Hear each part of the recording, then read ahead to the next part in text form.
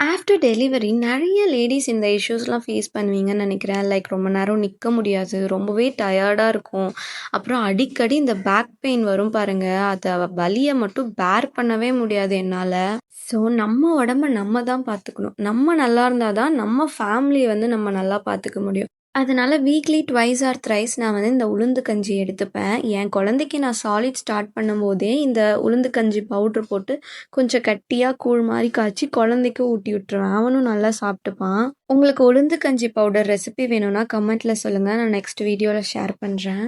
லஞ்சுக்கு முட்டை சாதம் தான் செய்ய போறேன். எப்பவும் ஒரே மாரி தானே செய்றோம். இந்த வாட்டி ஏதாச்சும் டிஃப்ரெண்ட்டா ட்ரை பண்ணலான்னு சொல்லிட்டு யூடியூப்ல ஒரு வீடியோ பார்த்துட்டு தான் ட்ரை பண்ணியிருந்தேன். அந்த வீடியோல காரத்துக்கு என்னென்ன சோர்ஸ் இருக்குமோ எல்லாமே அந்த முட்டை சாதத்துல சேர்த்தாங்க.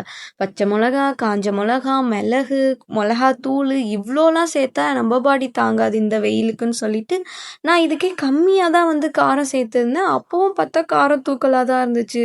ஒரு மசாலா வேற சொல்லியிருந்தாங்க. பூண்டு வறுத்து அரைக்க சொல்லி. அந்த பூண்டையும் வேற நான் தீச்சிட்டேன். அந்த தீஞ்ச பூண்டுல பொடி அரைச்சு சேர்க்கும்போது, சாப்பாடும் வந்து லைட்டா கசப்பு டேஸ்ட் வந்துருச்சு.